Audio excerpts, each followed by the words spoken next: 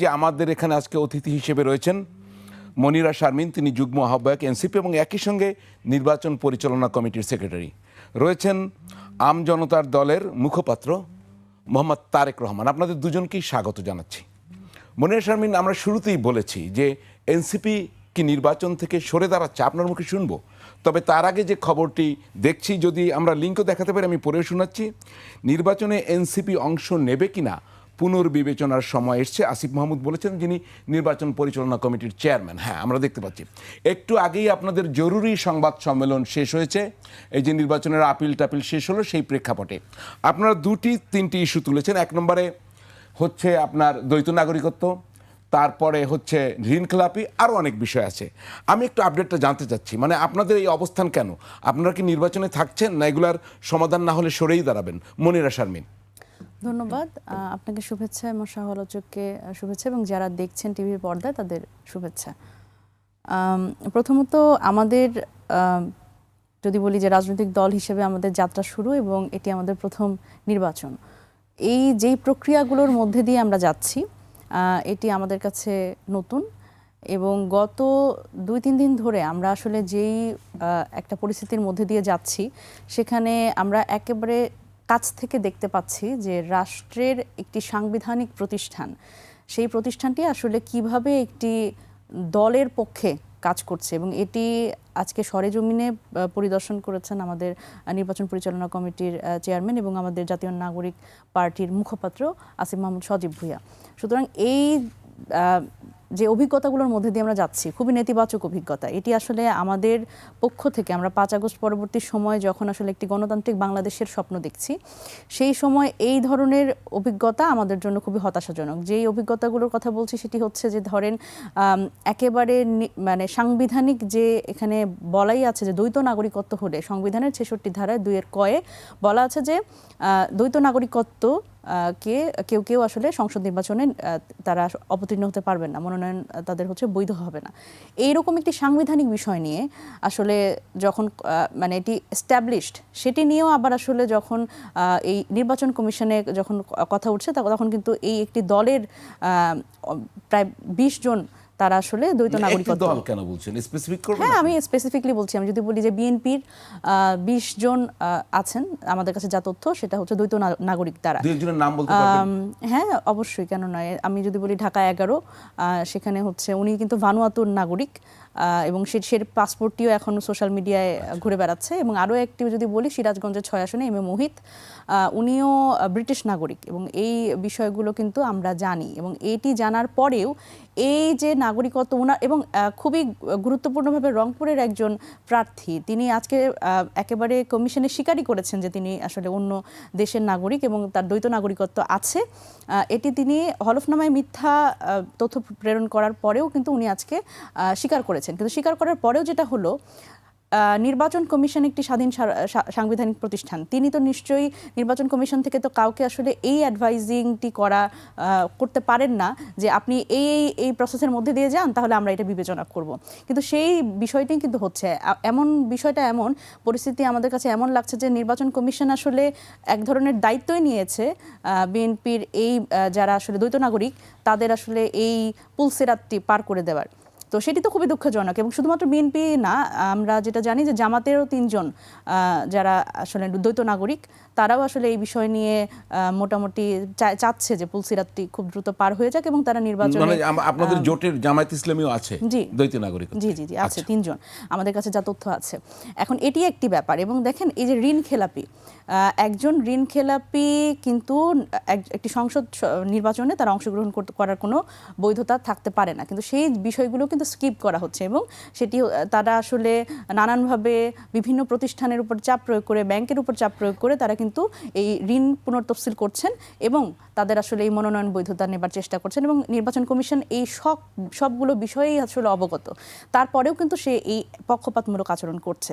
এটি তো অবশ্যই প্রশ্নবিদ্ধ। দেখেন, যেই নির্বাচন কমিশন, যেই রেগুলেটরি অথরিটি, তারাই আসলে নির্বাচনটি আয়োজন করবে, সেখানে যদি এই ধরনের পক্ষপাতমূলক আচরণ হয়, তাহলে সেখানে আমরা আসলে যে সুন্দর সুষ্ঠু নিরপেক্ষ নির্বাচনের কথা বারবার করে সরকারের পক্ষ থেকে বলা হচ্ছে, সেটি আসলে কিভাবে করে মানে আয়োজন হবে, এটি আমাদের কাছে এখন বড় সেক্ষেত্রে আপনাদের অবস্থান কি হবে? আপনারা সমাধান চেয়েছেন, হ্যাঁ, আমরা সমাধানের আর কি পথ আছে? সমাধান না হলে কি করবেন আপনারা?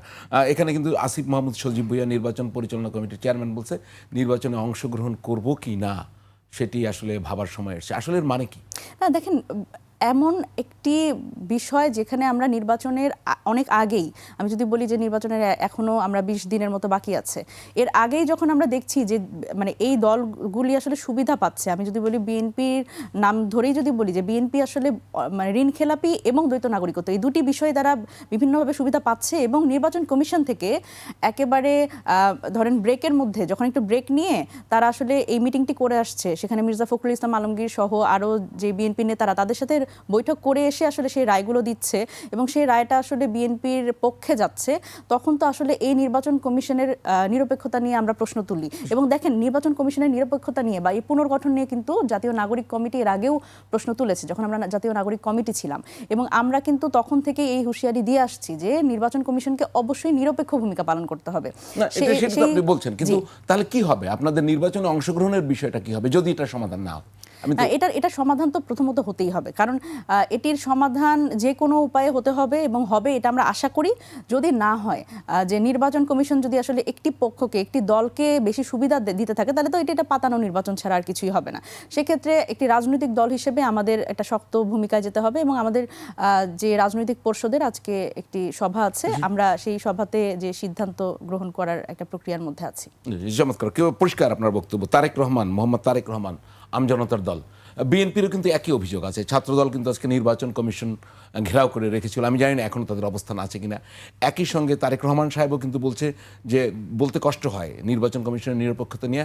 এই বিএনপি, তারেক রহমান সাহেব বিএনপির চেয়ারম্যান, তিনিও প্রশ্ন তুলেছেন। এখন আপনার কি মনে হয়, নির্বাচন কমিশন কি নির্বাচন নিয়ে সংশয় তৈরি করার কোনো প্রক্রিয়ায় যুক্ত, না আসলে ঘটছে কি? মানে ওনার বক্তব্য তো শুনলেন। জি, আমাদের এনসিপির ভাইদেরকে কোনো নির্বাচন ছাড়াই একবারে ঘোষণা দিয়ে দিলে বেশি ভালো হয়, তাহলে সব সমস্যার সমাধান হয়ে যাবে। কি ঘোষণা দিলেন? ঘোষণা মানে এমপি Clear বানাই করেন। দেবে, এমপি বানাই দেবে একবারে ডাইরেক্ট, কোনো কোনো কথা তো নেই। একবারও সেটা বলেননি। এটা বড় লাগে নাকি? এটা বড় লাগে না। আমি কেন বলতেছি দেখেন, আপনার হলো, আমরা তো এই গভর্নমেন্টকে একটা স্পেশাল গভর্নমেন্ট বলি, তাই না? স্পেশাল ক্যারেক্টারের গভর্নমেন্ট না, সংবিধান বা বিভিন্ন ব্যাখ্যায় আমরা তো স্পেশাল ক্যারেক্টার কেন? এটা গণ অভ্যুত্থান পরবর্তী এক সময়ের একটা, তার মধ্যে স্পেশাল একটা বিষয় ঘটনা ঘটেছে যে আমাদের উপদেষ্টারা কোনোদিন নির্বাচন করতে পারে না, কিন্তু আমাদের একজন উপদেষ্টা সে নির্বাচনে অংশ নিচ্ছে। তাহলে সবার আগে বাতিল হওয়ার কথা নাহিদের মনোনয়ন, সেটা একজন উপদেষ্টা হয়ে নির্বাচনে অংশগ্রহণ করছে। কেন? জুলাই করেছে, জুলাই করলে সব বৈধ, তাই না? তো দ্বৈত নাগরিকের যে বিষয়টা আসছে, আমাদের এই গণ অভ্যুত্থানের আগে বড় একটা অধ্যায় আছে যে রাজনৈতিক কর্মীরা বড় ধরনের নিপীড়নের শিকার হয়েছে, অনেক অনেক বেশি। এই নিপীড়নের বিভিন্ন পর্যায়ে জেল জুলুম খাটা শেষে অনেক রাজনৈতিক কর্মী বিদেশে চলে গেছে, অ্যাসাইলাম নিয়েছে, এবং সবাই অনিশ্চিত যে কবে কী হবে জানি না। এই অ্যাসাইলামের প্রক্রিয়ায় অনেকে বিভিন্ন জায়গায় দ্বৈত নাগরিকের মতো ঘটনা ঘটে গেছে। দ্বৈত নাগরিকত্ব আজকে শুধু নতুন নাই বাংলাদেশে, ইতিপূর্বেও দ্বৈত নাগরিকত্ব নিয়ে অনেক রাজনীতিবিদের এই ধরনের প্রশ্নের সম্মুখীন হয়েছে। পরবর্তীতে নাগরিকত্ব ত্যাগ করে তারা নির্বাচনে অংশগ্রহণ করেছে। এটা হলো একটা বাস্তবতা এবং আমাদের পূর্ব অভিজ্ঞতা।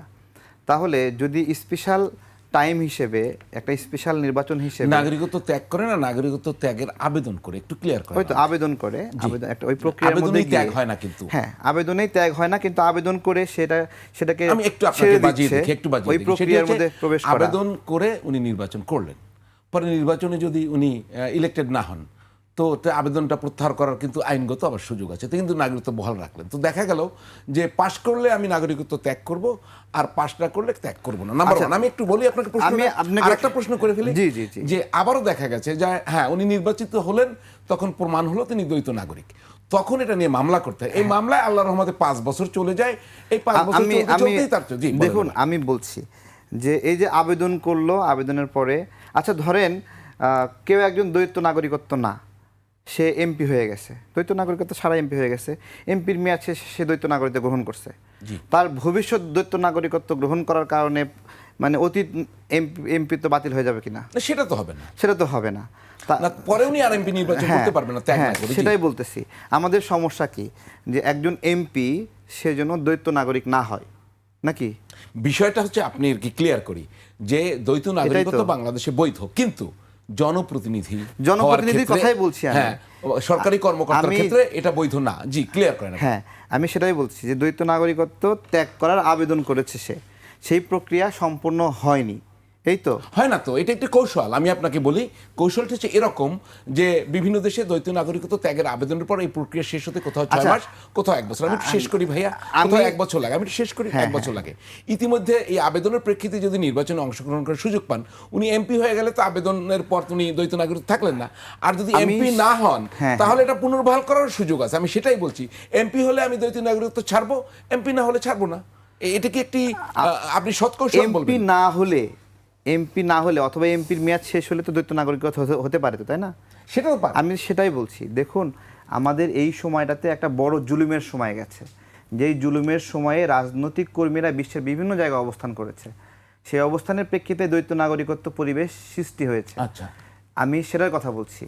এখানে তো এমন এক্সেপশনাল কেস ঘটলো যে উপদেষ্টারা নির্বাচন করতে পারে না, করে না, কিন্তু একজন উপদেষ্টা নির্বাচন করছে।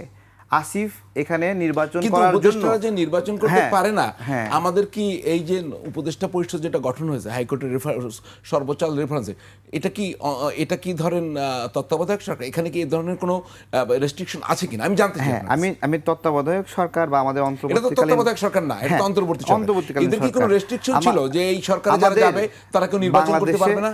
বাংলাদেশের যতগুলো সংকট ছিল, যারা ইন্টারিম গভর্নমেন্টের এই ধরনের ফাংশনে ছিল, তারা কেউই কখনোই নির্বাচনে অংশগ্রহণ করেনি। আপনি ট্রেডিশনের কথা বলছেন? ট্রেডিশনের কথা বলছি, এটা নিয়ম আছে স্পষ্টভাবে। এবং এই গভর্নমেন্টের সময়ে চালাকি করে আমাদের উপদেষ্টারা চালাকি করে এই গভর্নমেন্টের সময়ও একটা প্রস্তাবনা লিখিত আকারে হয়েছিল, সেটা খসড়াও বাইরে এসেছিল যে উপদেষ্টারা নির্বাচন করতে পারবে না। কিন্তু ওই যে মনের মধ্যে দুষ্টামি শয়তানি, তারা নির্বাচন করবে, সেই কারণে এই স্বাভাবিক যে নিয়ম যা অন্য তত্ত্বাবধায়ক সরকারের ক্ষেত্রে মানত, এই তত্ত্বাবধায়ক সরকারের ক্ষেত্রে সেটা মানতে দেয়নি অন্তর্বর্তী সরকার। হ্যাঁ, এই অন্তর্বর্তীকালীন সরকারের ক্ষেত্রে সেটা মানতে দেয়নি। জি, তাহলে কি দাঁড়াচ্ছে এখন? আমি আপনাকে যে প্রশ্নটি করেছিলাম সেখানে ফিরে আসি। এনসিপি যদি নির্বাচন থেকে সরে যায়, কি দাঁড়াবে? এখানে দাঁড়াচ্ছে যেটা, যে কয়টা জোরাজোরি করে বাদ রাখতে পারে অতগুলোতে তারা আসন নেবে, এমনি তো পাবে না। মানে এনসিপি যদি নির্বাচন থেকে সরে যায় তাহলে নির্বাচনের কি অবস্থা হবে? এটা কি অংশগ্রহণমূলক হবে? এখন এনসিপি নির্বাচনে থাকা দরকার, এনসিপি থাকা দরকার, জামাত থাকা দরকার। এরকম করে বলাও ঠিক না যে অমুক চলে গেলে নির্বাচনের মতো হবে। আমি এই ধরনের অগণতান্ত্রিক কথা বলতে চাই না। আমি বলতে চাই সবাইকে নিয়ে নির্বাচন করতে হবে।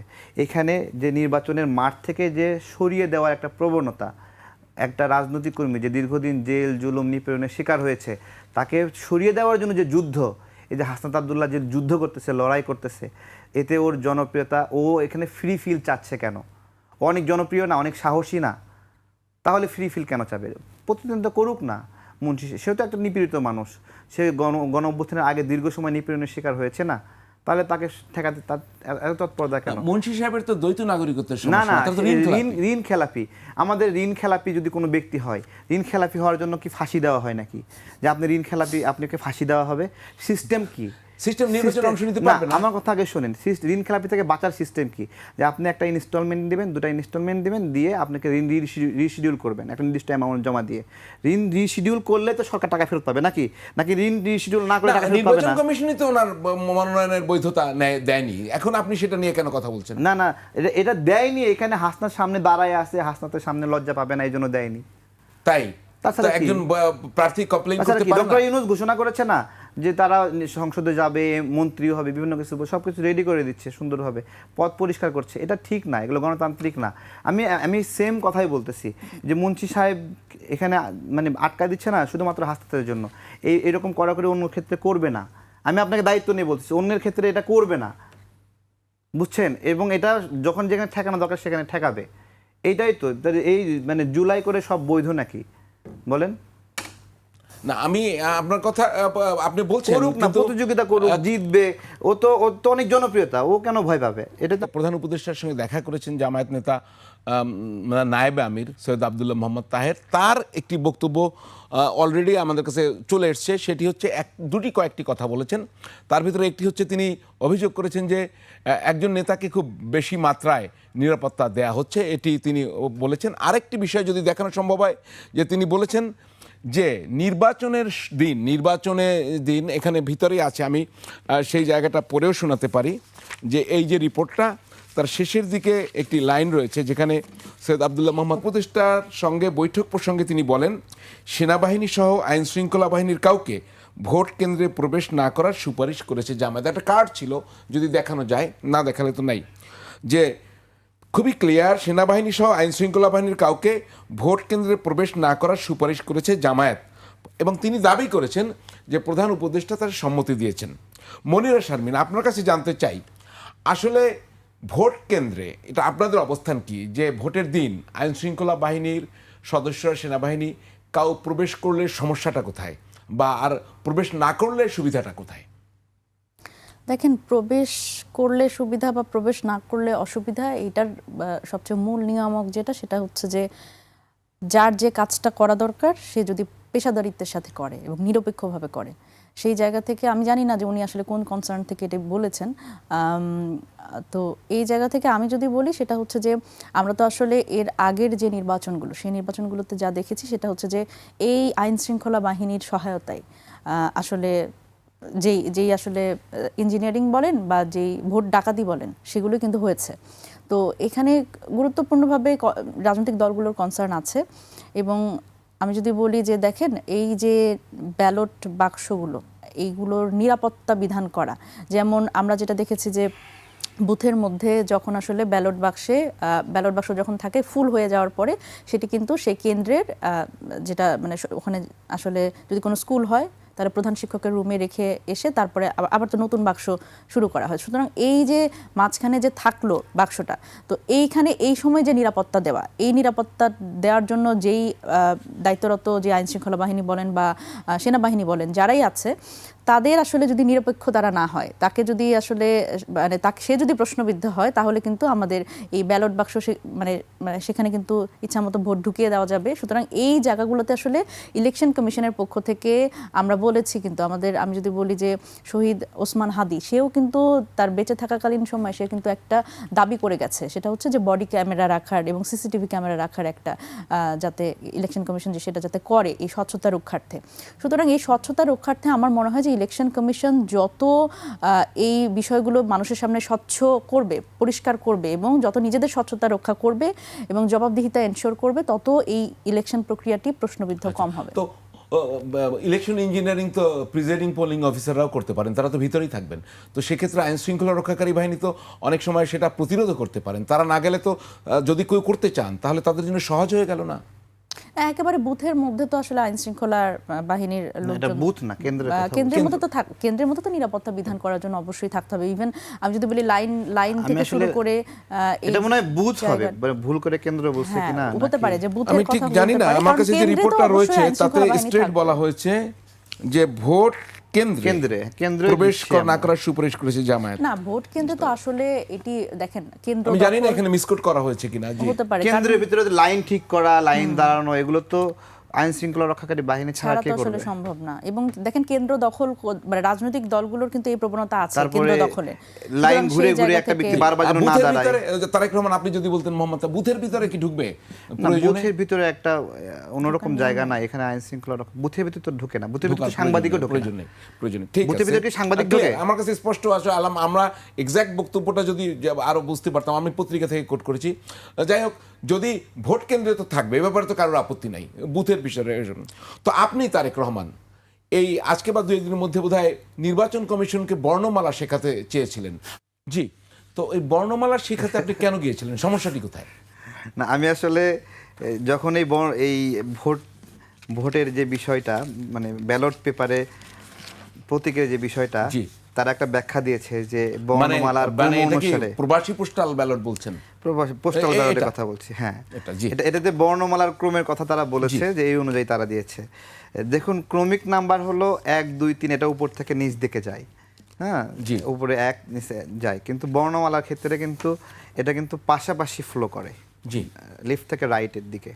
আমরা এরকম কোনো বর্ণমালা দেখিনি যে এর নিচে বি লিখেছে, তার নিচে সি লিখেছে, তার নিচে ডি। আমরা এটাও ইংরেজি বলেন বাংলা বলেন, তো সুতরাং তাদের এই ব্যাখ্যাটা এখানেও ধোপে টেকে না। এখানে একটা মেকানিজম করেছে জামাতপন্থী যারা অফিসাররা আছে, এটা আমরা কিন্তু বুঝতে পারি। কিভাবে বুঝতে পারি?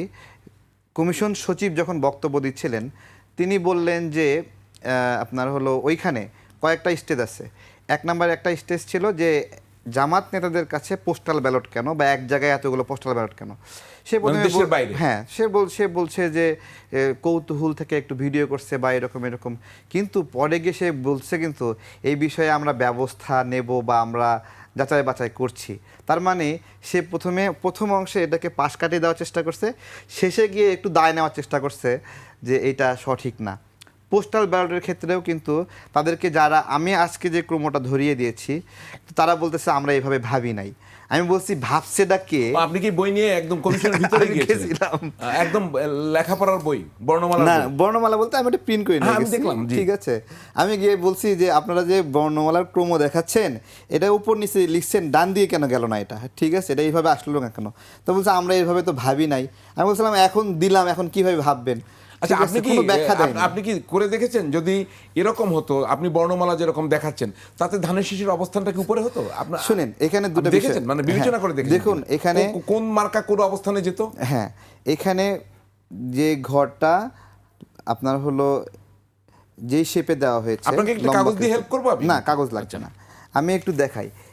এটা এই শেপে ছিল, জি, এক একটা বক্স। জি। এই শেপটায় যদি আপনার হলো, আপনি বলছেন তাহলে এভাবে যাবে?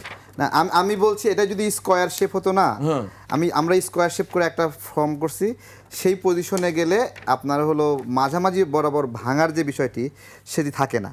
আরেকটা বিষয় আছে এইখানে, দেখুন আমরা যদি এরকম 4টা ভাগ করি, জি। হ্যাঁ, এই দাগে এইভাবে তো ভাগ হয়, তাই না? জি।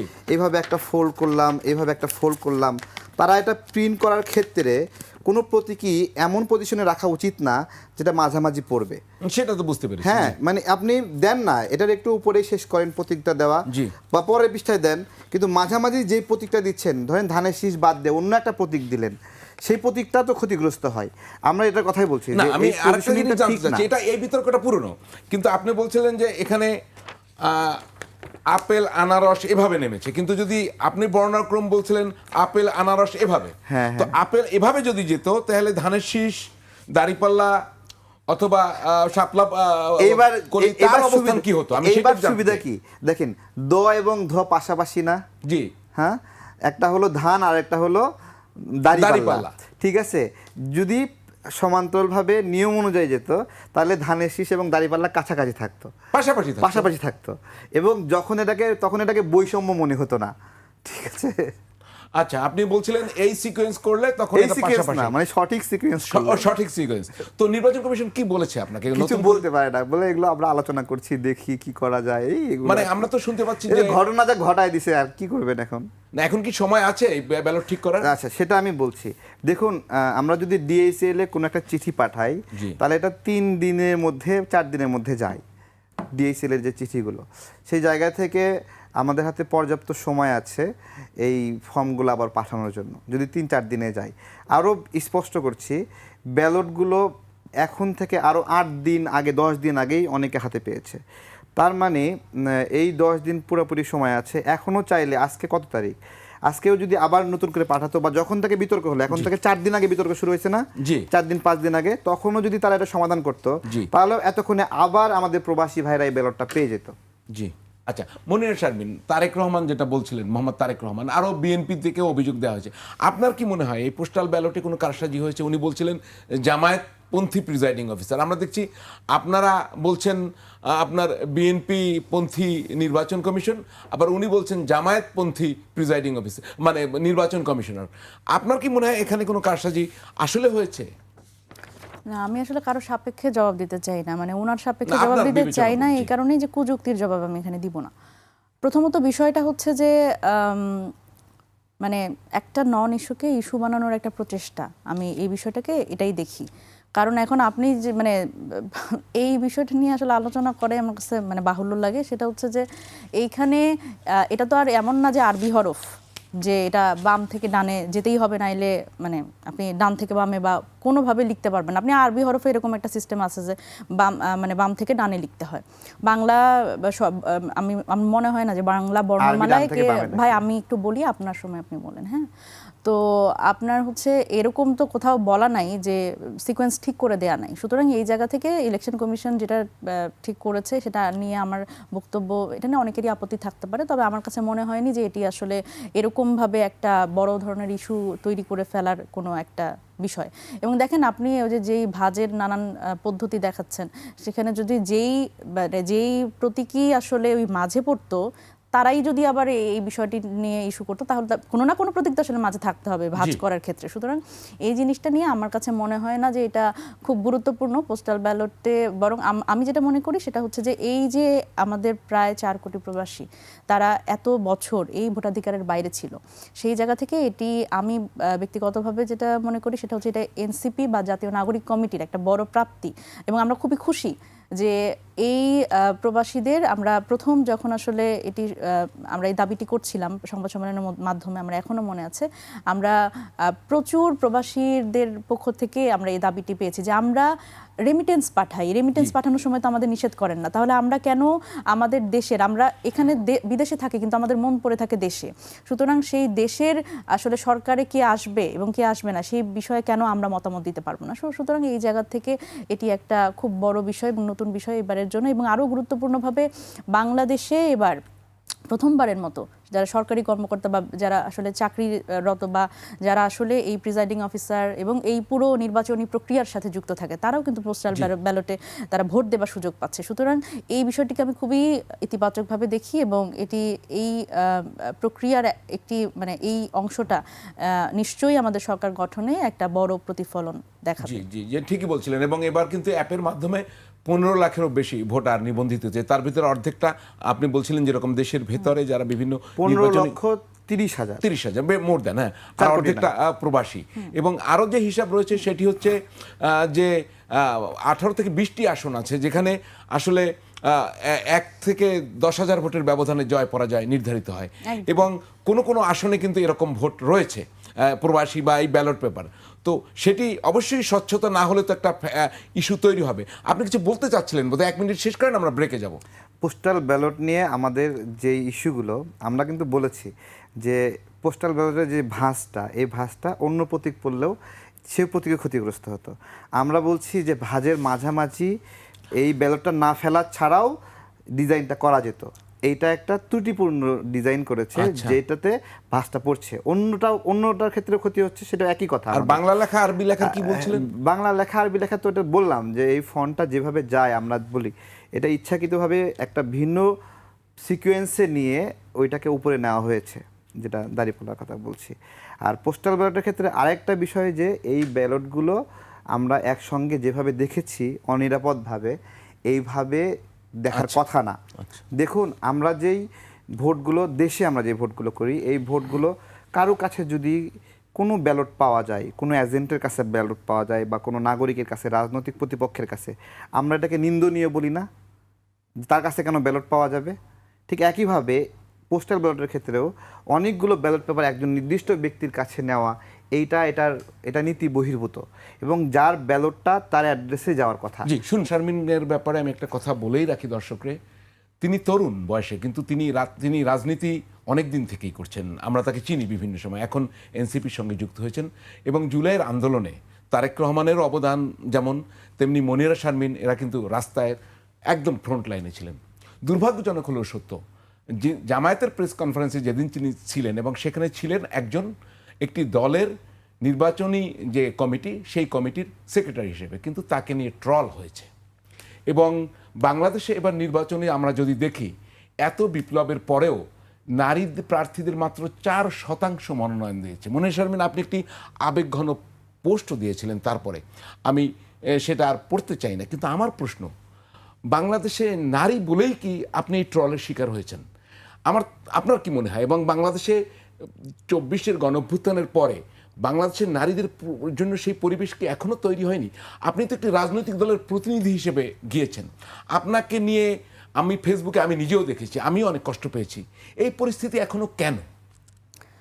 দেখেন, এটি আমি মনে করি যে এটি কোনো একক জায়গা থেকে এই অসুবিধাটা নাই। অসুবিধাটা হচ্ছে আমাদের মনস্তাত্ত্বিক।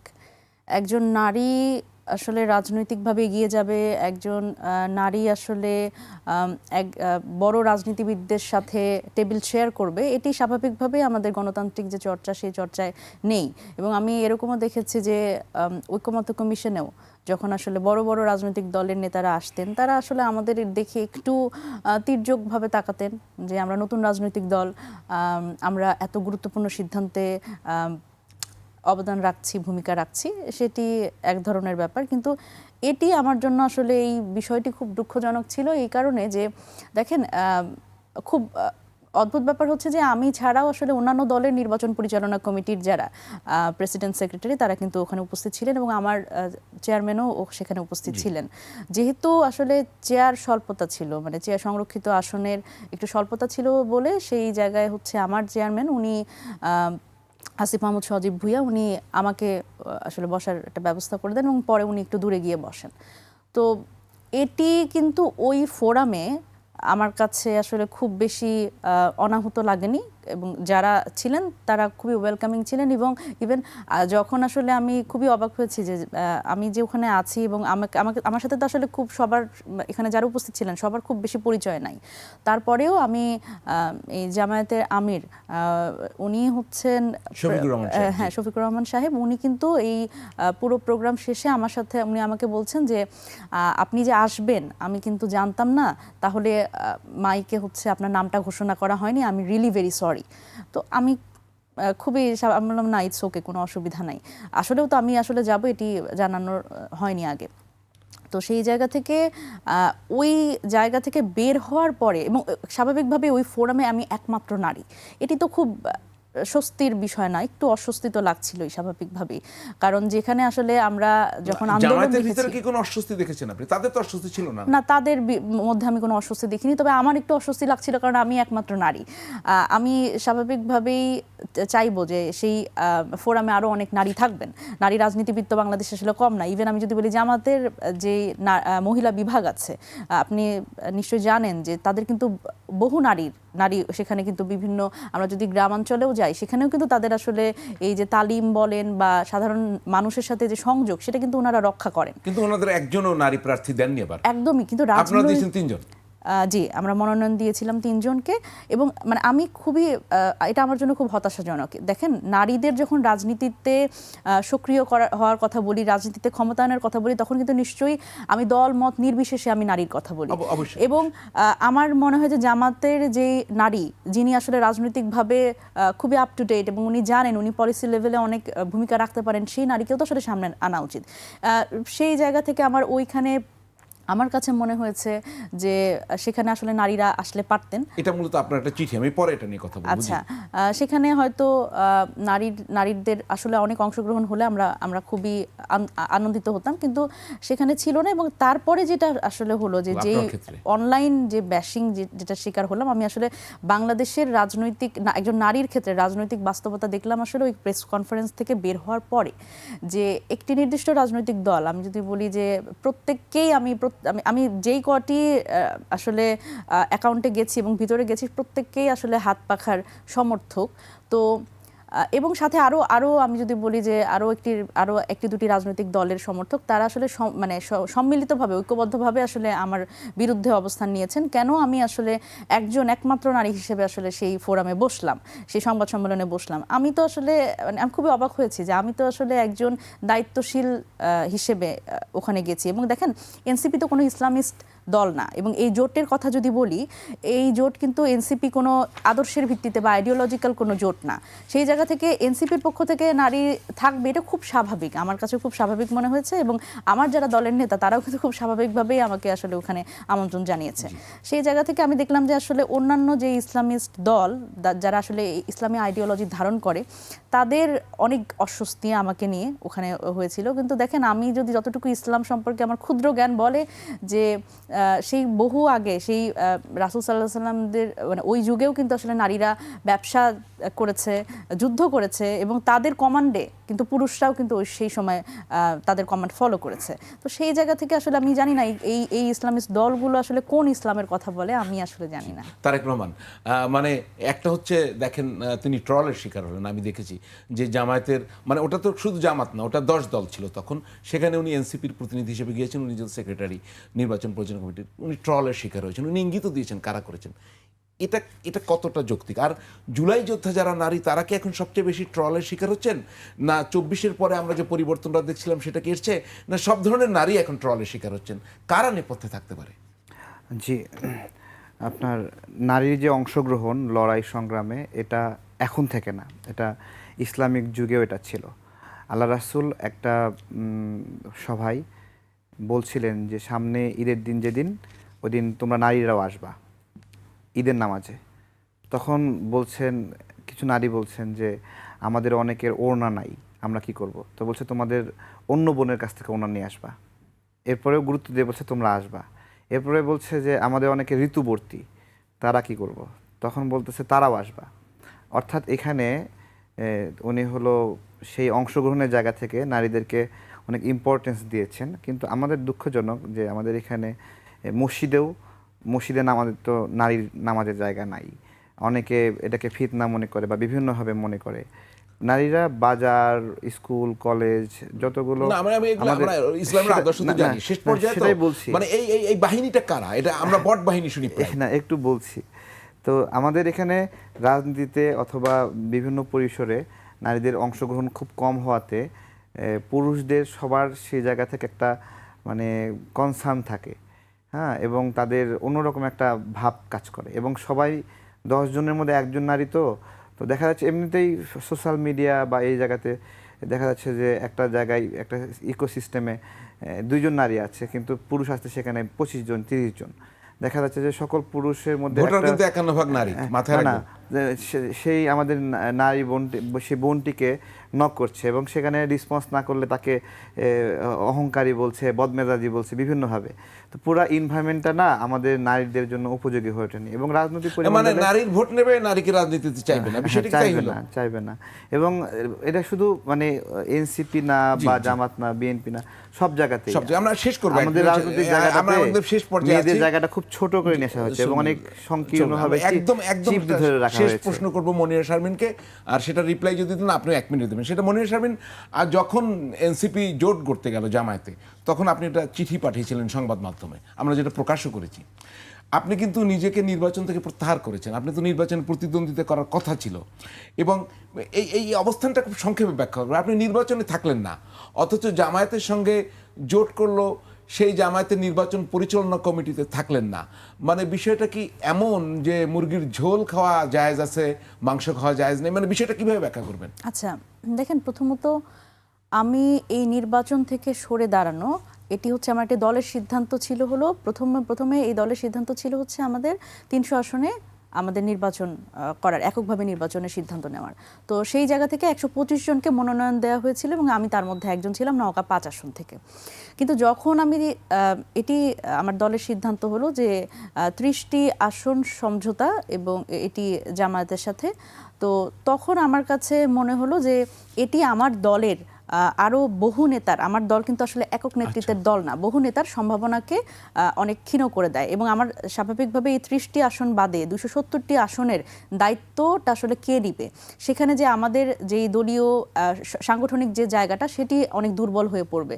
সেই কনসার্ন থেকে আমি আহ্বায়কের সাথে কথা বলি, নাহিদ ইসলামের সাথে কথা বলি, এবং আমি সহ আমার আরও কয়েকজন নারী নেত্রী, তারা কিন্তু এই বিষয়ে বলি যে এই বিষয়টি এমন কিনা যে এখান থেকে সরে আসা সম্ভব কিনা। তো তখন আমরা উত্তর পাই যে না এটা মোটামুটি সেটেলড, এটা সরে আসা জি, সম্ভব না। জি, তো এই জায়গা থেকে দেখেন আমার দলের মধ্যে একটি চর্চা আছে, একটা গণতান্ত্রিক চর্চা আছে, দলের সিদ্ধান্তের বিষয়ে আমরা কিন্তু নোট অফ ডিসেন্ট দিতে পারি। আমার নোট অফ ডিসেন্ট ছিল এবং সেই জায়গায় প্রতিবাদ হিসেবে আমি জি। নির্বাচন থেকে আমি সরে আসছি একদমই এবং শেষ করতে পরবর্তীতে চাই। কিন্তু জি। আমাকে এই নির্বাচন পরিচালনার দায়িত্ব দেওয়া হয়েছে, সেই দায়িত্ব আমি পালন আচ্ছা, করছি। আমরা একদমই শেষ করতে চাই। শুধু